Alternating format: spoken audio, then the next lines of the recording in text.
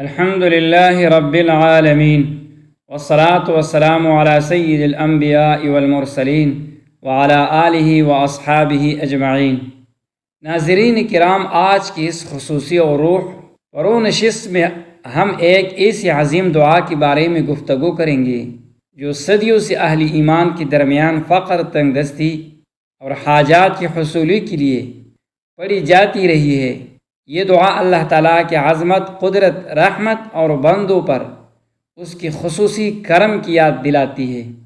دعا یہ ہے: یا اول الاولین یا آخر الآخرین یا ذا القوة المتین یا راحم المساکین یا ارحم الراحمین۔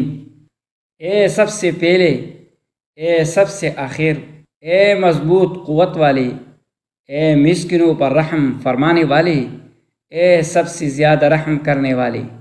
ناظرین، دعا صرف الفاظ کا مجموعہ نہیں ہوتی، بلکہ یہ بندے اور اس کے رب کے درمیان ایک ایسا تعلق ہے جو مایوسی کو امید، تنگی کو فراخی اور اضطراب کو سکون میں بدل دیتا ہے۔ اللہ تعالیٰ قرآن مجید میں ارشاد فرماتا ہے: وقال ربکم ادعونی استجب لکم، اور تمہارے رب نے فرمایا مجھ سے دعا کرو، میں تمہاری دعا قبول کروں گا۔ اس طرح ایک اور مقام پر ارشاد فرمایا: وَإِذَا سَأَلَكَ عِبَادِي عَنِّي فَإِنِّي قَرِيبٌ أُجِيبُ دَعْوَةَ الدَّاعِ إِذَا دَعَانِ، اور جب میرے بندے آپ سے میرے بارے میں پوچھے تو میں بہت قریب ہوں، دعا کرنے والے کی دعا قبول کرتا ہوں جب وہ مجھ سے پکارتا ہے۔ محترم سامعین، اس دعا کے حوالے سے محدثین نے نقل کیا ہے کہ یہ کلمات نبی کریم صلی اللہ علیہ وسلم کو حضرت جبریل علیہ السلام کی ذریعے سکھائی گئی، اور پھر رسول اللہ صلی اللہ علیہ وسلم نے اپنی لخت جگر حضرت فاطمہ الزہرا رضی اللہ تعالیٰ عنہا کو تعلیم فرمائی۔ یہ روایت امام طبرانی نے الدعاء میں نقل کی ہے، جبکہ دیگر اہل علم نے بھی اپنی کتب میں اس کا ذکر کیا ہے۔ اگرچہ اس کی سند پر اہل حدیث نے گفتگو کی ہے، لیکن اس کے الفاظ قرآن و سنت میں بیان کردہ اللہ تعالیٰ کی صفات کے عینی مطابق ہے۔ اب اس دعا کے ہر لفظ کو قرآن کی روشنی میں سمجھنے کی کوشش کرتے ہیں۔ سب سے پہلے فرمایا یا اول الاولین، اے سب سے پہلے۔ اللہ تعالیٰ وہ ذات ہے جس سے پہلے کوئی نہیں تھا، ہر چیز کا آغاز اس سے ہوا، لیکن اس کی اپنی ذات کا کوئی آغاز نہیں۔ رسول اللہ صلی اللہ علیہ وسلم نے دعا میں فرمایا: اللہم انت الاول فلیس قبلک الشیء، اے اللہ تو ہی اول ہے، تجھ سے پہلے کوئی چیز نہیں۔ جب بندہ یا اول الاولین کہتا ہے تو وہ گویا اقرار کرتا ہے کہ میری زندگی میں میری رزق، میری کامیابی اور میری ہر نعمت کا آغاز صرف میری رب سے ہے۔ پھر فرمایا یا آخر الآخرین، اے سب سے آخر، یعنی دنیا ختم ہو جائے گی، کائنات فنا ہو جائے گی، سورج، چاند اور ستارے بجھ جائیں گے، لیکن اللہ تعالیٰ کی ذات باقی رہے گی۔ قرآن مجید میں اللہ تعالیٰ فرماتا ہے کل شیء ہالک الا وجہہ، ہر چیز فنا ہونے والی ہے سوائے اس ذات کی۔ رسول اللہ صلی اللہ علیہ وسلم نے بھی فرمایا وَأَنْتَ الْآخِرُ فَلَيْسَ بَعْدَكَ الشَّيْءُ، اے اللہ تو ہی آخر ہے، تیرے بعد کوئی چیز نہیں۔ جب بندہ اس حقیقت کو سمجھ لیتا ہے تو دنیا کی پریشانیاں اس کے دل سے چوٹی ہو جاتی ہے۔ اس کے بعد فرمایا یا ذا القوة المتین، اے مضبوط قوت والی۔ یہ الفاظ ہمیں اللہ تعالیٰ کی بے مثال قدرت کی یاد دلاتی ہے۔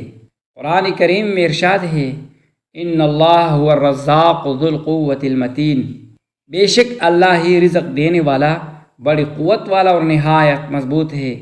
ناظرین کرام، ہم دنیا کے اسباب کو دیکھ کر گھبرا جاتے ہیں، کبھی روزگار کی کمی، کبھی کاروبار کا نقصان، کبھی قرضوں کا بوجھ، کبھی گھریلو مسائل، لیکن جب ہم یا ذو القوة المتین کہتے ہیں تو ہم اپنے دل کو یاد دلاتے ہیں کہ جس رب سے ہم مانگ رہے ہیں اس کی خزانے کبھی ختم نہیں ہوتے۔ پھر فرمایا یا راحم المساکین، اے مسکینوں پر رحم فرمانے والے۔ یہ الفاظ بندے کے دل میں امید پیدا کرتے ہیں۔ رسول اللہ صلی اللہ علیہ وسلم نے فرمایا اللہ تعالیٰ اپنے بندوں پر ماں سے بھی زیادہ رحم فرمانے والا ہے۔ جب انسان اپنے آپ کو بے بس، کمزور اور محتاج سمجھ کر اللہ کے سامنے جھکتا ہے تو اللہ تعالیٰ کی رحمت متوجہ ہوتی ہے۔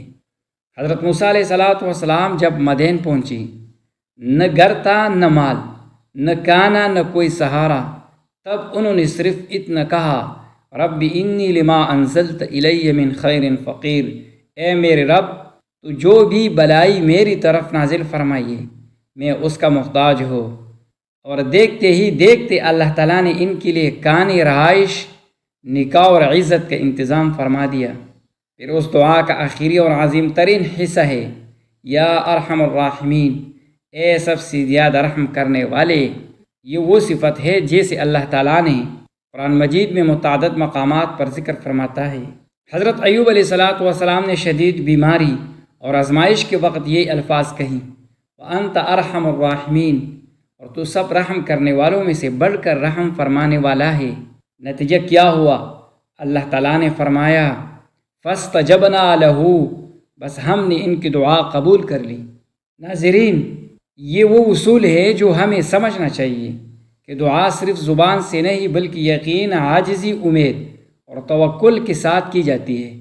اب سوال پیدا ہوتا ہے، اس دعا کو کب پڑھنا چاہیے؟ اہل علم نے لکھا ہے کہ اس دعا کو خصوصاً ان حالات میں پڑھنا مفید ہے، جب رزق میں تنگی ہو، جب قرضوں کا بوجھ ہو، جب کاروبار میں مشکلات ہو، جب گھر میں معاشی پریشانیاں ہوں، جب انسان خود کو بے بس محسوس کرے۔ لیکن یہاں ایک اہم بات سمجھ لیجیے، اسلام میں صرف وظیفہ کافی نہیں ہوتا بلکہ وظیفے کے ساتھ عمل بھی ضروری ہے۔ رسول اللہ صلی اللہ علیہ وسلم نے فرمایا، اگر تم اللہ پر مکمل بھروسہ کرو جیسا بھروسہ کرنے کا حق ہے تو اللہ تم ہی اس طرح رزق دے گا جیسے پرندوں کو دیتا ہے۔ وہ صبح خالی پیٹ نکلتے ہیں اور شام کو پیٹ بھر کر لوٹتے ہیں۔ غور کیجیے، پرندوں گھونسلے میں بیٹھ کر رزق کا انتظار نہیں کرتے بلکہ کوشش بھی کرتے ہیں۔ لہٰذا اگر کوئی شخص اس دعا کو پڑھتا ہے تو اسے چاہیے کہ حلال رزق اختیار کرے، نمازوں کی پابندی کرے، والدین کے حقوق ادا کرے، صدقہ اور خیرات کرے، استغفار کو لازم پکڑے اور اللہ تعالیٰ پر کامل یقین رکھے۔ ناظرین محترم، اگر آپ اس دعا کو پڑھنا چاہتے ہیں تو بہترین طریقہ یہ ہے کہ باوضو قبل روح، عاجزی اور یقین کے ساتھ اسے پڑھے، پھر اللہ تعالیٰ سے اپنی ضروریات، قرضوں کی ادائیگی، رزق میں برکت اور دنیا اور آخرت کی بھلائی مانگے۔